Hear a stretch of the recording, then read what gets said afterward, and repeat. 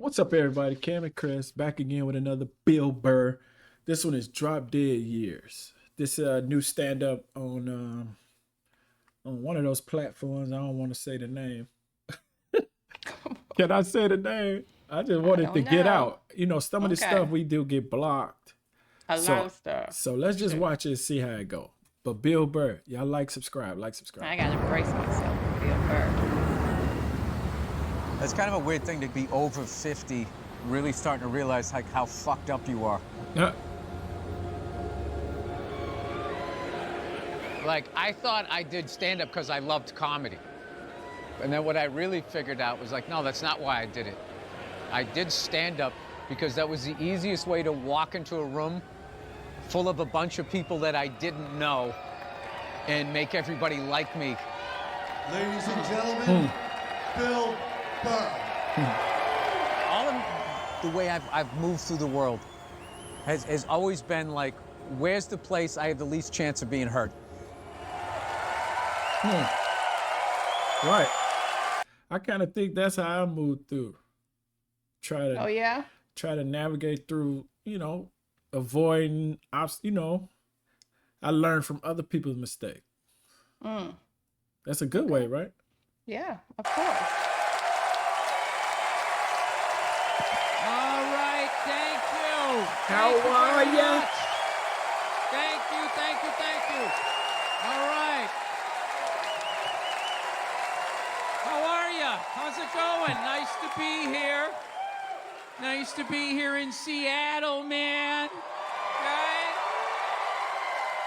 This is where all the progressive stuff happens. Jesus Christ, I went up to that Capitol Hill, a hipster area. I think it was the only guy not transitioning. Fucking unbelievable. There's a whole new race of people out there. Who knew? Who knew? It used to be you're either gay or you're straight. There's no fucking in between. Oh, yes, there is. Oh, yes, there is. I don't pretend to pay attention. I am an old man at this point. I don't watch the news. You know, people who watch the news fascinate me. They're always eyebrows up and like freaking out. You're like, oh, yeah, all right. You just want to walk around in fight or flight mode your whole fucking life? This is what's happening. And there's plastic in the cereal, and then it's going into your children, and then there's going to be little plastic people. Is there any sort of solution? No, just this information. Walk around with this. Enjoy your work day. It's just information. Yeah, I don't pay attention to shit. I don't know what's going on, right? I feel like that. I mean, I kind of know what's going on. Like, I know Gaza Strip, that's still going, right? Still going. It's crazy. Yeah, all right. Okay, that's going on. Well, did you pick a side? Who deserves to live more, right? I hate that shit. Well, these kids, they more line up with our foreign policy than these kids over here. And I don't know. I don't know. How the fuck is war still legal in 2024? Can you explain that to me? Like, I don't want these Oprah Winfrey applause breaks. Stop doing that. I'm just asking the question. All right? I mean, as a comedian, I can't call a fat fuck anymore. All right? Even they more line up with our foreign policy than these kids over here. And I don't know. What happened? Yeah, I don't know. I'm about to ask you. Let's see.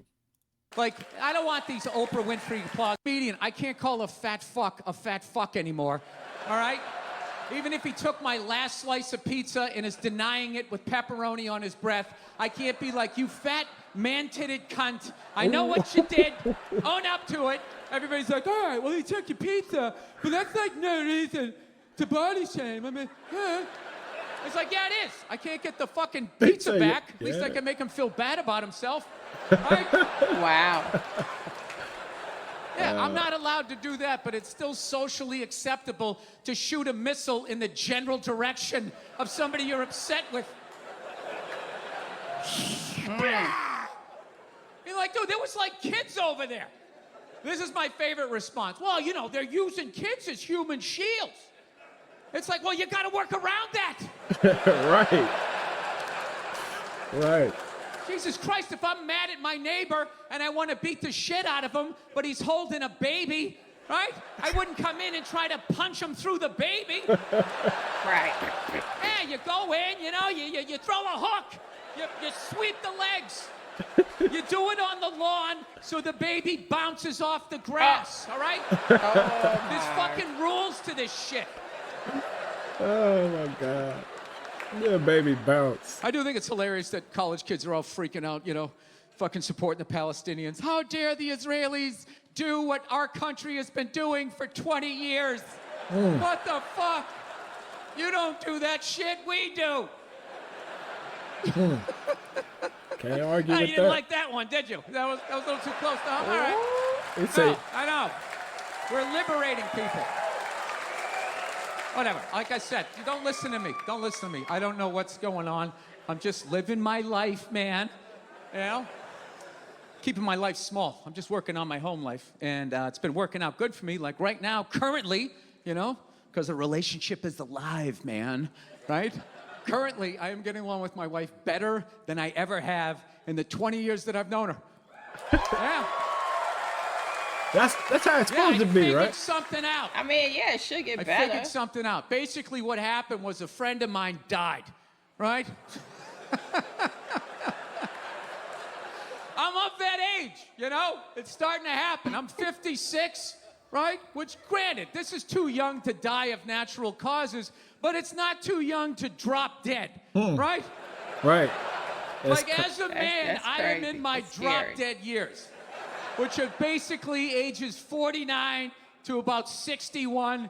You know, anything past that, you're just looking at like a prolonged illness, you know? But these are the years that men drop dead. And dropping dead is a uniquely male experience, right?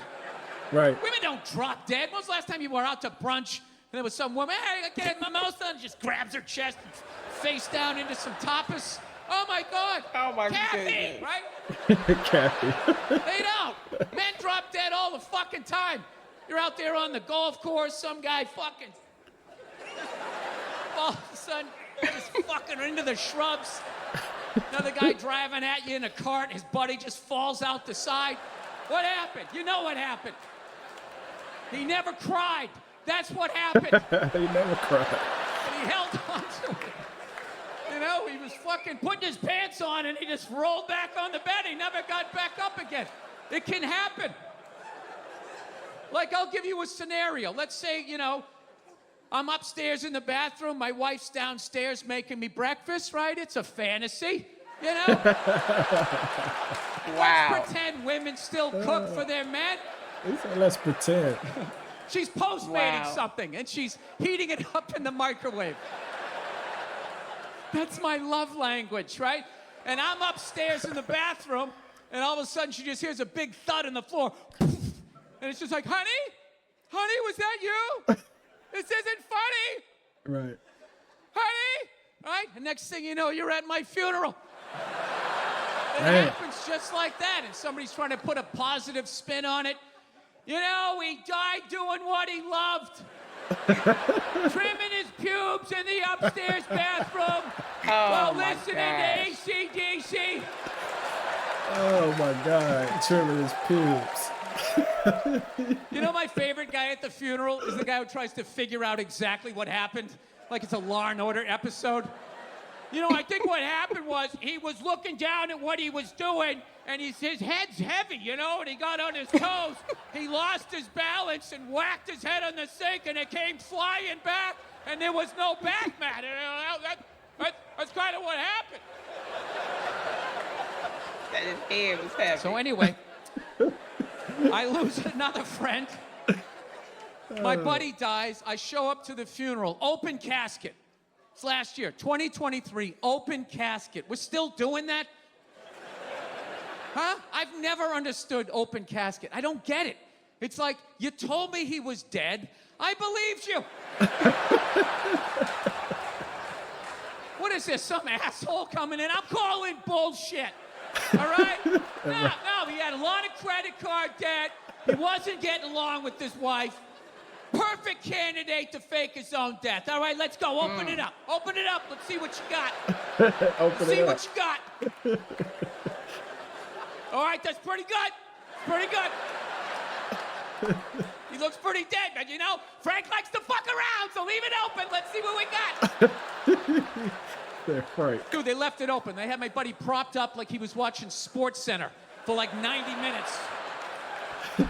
Fucking sitting there looking at the side of my friend's dead head. Like, why do I need that on the memory bank, you know? So anyway, it's a funeral, so what happens? You start thinking about your life, you know? You take stock in it.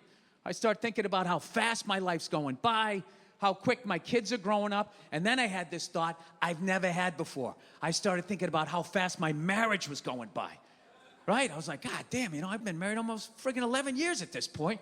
And I started thinking like, you know, you're not in it. That's it. He said, woo! I love when people do that. I've been married for 45 years. Be like, woo! It's like he could have a chain to a radiator. All right? Right. You have no idea what is going on. Jesus Christ, you can't always be thinking positive, people. Come on, you gotta fucking keep your head on a swivel. Maybe she wanted to leave and I won't let her. No, I like to think we're happily married. So I just started thinking, man, we've been together for like 11 years, you know? And then I just started thinking all these stupid fights I'm having with her. I don't remember what half of them are about. She agreed to spend her life with me and I'm being this curmudgeonly asshole and I'm kind of ruining a little bit the one life she has. So I'm sitting back there, I'm looking at his dead head and I think to myself, I could not look at it. Where else am I looking? It's a fucking dead body there. I'm listening to your eulogy. I'm not. I'm looking at that like, is that gonna be me someday? I guess it is. Jesus Christ. So at that moment, I was like, you know what? I think in the back nine, I'm just gonna try to be a little more agreeable. You know, just try to go with the flow. A little more. Now, I didn't think this was a big adjustment to my relationship. Turned out to be huge. I didn't realize I was that fucking disagreeable. Evidently, I was. Because I quickly noticed my wife talks to me in a regular voice, you know. She doesn't like what I say. She'll give me shit back. She breaks my balls or whatever. But I noticed, though, whenever she was going to ask me to do something with her that she thought maybe I didn't want to do, all of a sudden, she would take on like this eggshelly kind of voice, you know? She'd be talking normally. You going out tonight? You can do some stand-up? All right, cool. Then all of a sudden, she'd just be like, yeah, hey, listen. There's always some sort of inanimate object that she was playing with. Yeah, hey, wanted to talk to you about something, you know? Really like timid, like she was trying to figure out which wire to snip so the bomb wouldn't go off. Like, yeah, hey, listen, a friend of mine said there's a new restaurant that opened up right around the corner, and it's supposed to be really good. And I don't know, I was thinking maybe we could go out one night, you know, have a date night, see if it's actually as good as they say. Now, the old me would have been like, oh, yeah, great, fantastic. I'm only on the road 41 weeks out of the year. God forbid I spend one fucking night on my own goddamn couch. I mean, Jesus Christ, why don't you just take me to LAX, stick me on a fucking plane and get me back out there? Am I even a person to you? Or am I just a fucking ATM machine? Is that what it is? Right? That was the old me. Wait a minute. He said, that's the old him. Okay, have you ever felt like that when you come home? Easy going, Bill. Okay. No siree. Easy going, Bill. I just went like, all right, cool, sounds like fun. And she was like, really? And I was like, yeah. And I swear to God, she went, yay. And then she came over and she gave me the sweetest little peck on my cheek. Yeah, I felt that jolt of love you feel in the beginning of the relationship. Took me by surprise and she walked out of the room. I was like, wow, what was that? I want more of that in my relationship. I'm gonna try some more of this agreeing shit. This is pretty good. Yeah, so we. That's just like Jim Carrey on Yes Man. Wasn't it Yes Man when he said started saying yes to everything? You remember? I think so. It was called Yes Man. I know what movie you're talking about. Yeah. Go out. Yeah, we go out to dinner. We have a great time. In the next 2 weeks, it's a little more easy going, you know? It's a little more easy breezy there, right? And everything's fine. She's talking to me normal. And then a couple weeks goes by, and all of a sudden, once again, the eggshell voice. She just starts going, hey, something I've been meaning to talk to you about. You know, we're going to that wedding up in Paso Robles, you know, in a couple weeks, you know. We're supposed to just kind of go right up and come right back down. Well, you know, I was just kind of thinking, you know, we both love wine country, and what if we just didn't come right back? What if we went up and maybe stayed an extra couple of days, you know? Take something that was going to cost $900, make it cost $4,000. I just thought maybe we could do something like that, get reconnected. And I just go, yeah, sure, you know, sounds great. And she was just like, wow, you are being such a good sport lately. And now I'm waiting for that peck on the cheek, but it doesn't come, right? She just stands her ground. Because, you know, women, you give them an inch, they want to take a mile, right? So she's just standing there. Oh, my. And she's just kind of like, okay, cool, because I was also thinking, you know, it's not just the wedding, you know, there's like all these events around it. Like there's the night before, the drinks, you meet people, then the morning there's a brunch, then there's the wedding itself, and then the day after there's like a little pool party thing. And I was thinking, I don't know, you know, maybe we could go shopping and buy different outfits for each one of those events. So look at me. Obviously, I don't like to shop. I'm just not into this shit. But I went along with it. And I got to tell you, though, she was right. Right? I go up to Paso Robles. I hate picking out outfits. All of my outfits were laid out like I was some 8-year-old kid, you know? And I'm just sitting there like, this is my breakfast outfit. I'm going downstairs. I'm going to have waffles and some bacon, maybe even some pancakes. Now I have on my sport coat. Ooh, I'm a big boy. I'm going to talk about the environment and have some drinky poos, right? And, dude, we got along great.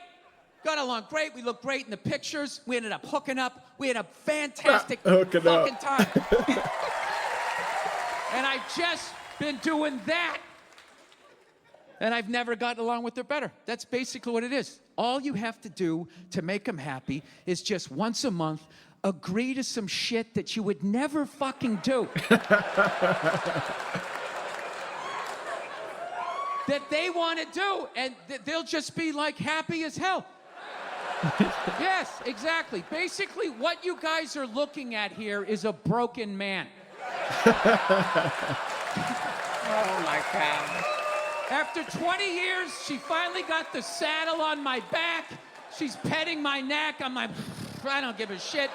Which way do you want me to pull the wagon? Yeah, that's all you gotta do. Agree to whatever dumb shit. And you can't just agree. Wow. You gotta be enthusiastic about it, you know? Like farmer's market? Oh boy, would I! Oh my goodness, is corn in season? Well shit, I'll hold the bag. I'll tape the game, don't worry about it. Oh my God. Because I know, this ain't about me. No, I don't want to go to that dark place. Oh, I wanted to say, when he was talking about that hotel, he said what would have been $900 a night. The trip that would have been $900 turned to a $4,000 trip. So he's talking about everything included, not just the hotel. Yeah, I'm about to say that's a nice room for $1,000. Yeah, I think he was saying everything. Oh, okay. Well, fuck it. Let's go then. All right? All right. Let's, well, fuck. Wait, let's see what he said. I don't want to go to that dark place. Well, fuck it. Let's go then. All right? Okay. Well, I know. It always rains on you guys. You guys are all fucking depressed, right? Under the bridge doing whatever the fuck you're doing up here, writing your sad music. Anyway. Yeah, so I'm this weird part of my life. I really am. It's this great thing where I'm just letting go of a lot of shit and also kind of discovering stuff about myself. Like I found out recently I have like depression issues. I couldn't believe it. I always hate when people, oh, I'm fucking depressed. Shut up, you fucking pussy. Just get up and plow through it. Like the I got clinic on the president. I couldn't get off the ground. I had no fucking empathy whatsoever. I used to look at those people like, what the fuck is wrong with them? And I had the exact same thing. I had no fucking idea, you know? I don't have like clinical depression. I have regular depression, you know? Yeah. What's regular? I got the regular stuff, like a lot of fucked up shit happened to me. I never dealt with it. I just kind of kept putting it over here, you know? It just sort of floats over here. And every once in a while, it taps me on the shoulder like, hey, you ready to deal with this shit? I'm like, okay, maybe. Or I could death scroll on Instagram and watch some guy refurbishing old skillets for like the next 3 hours. Maybe. Yeah. Oh, yeah. I'll stay up till 3 in the morning washing people like power wash like sidewalks and driveways rather than unpacking that shit. And it's always fucking tapping me on the shoulder, you know, creeping up on me. I call it the fog. So I try to stay ahead of it. And I have all these hobbies and all these different things that I do. So I just keep moving so it can't keep up with me, right? And I've noticed at some point, I'm gonna have to face this shit, right? So the end of last year, I was taking like 6 weeks off from the road and I knew the shit was coming, right? I felt it. It was, hey, here you go, Bill. You don't have nothing built up like that, do you? What? Stuff that you hold in, that you don't let out. I'm saying like stuff from the past. I ain't talking about like every day. No, you mean what? Just in my life from my past, like yeah, that you know stuff that happened to you that you never cried about it, like he talking about. Yeah, come on now.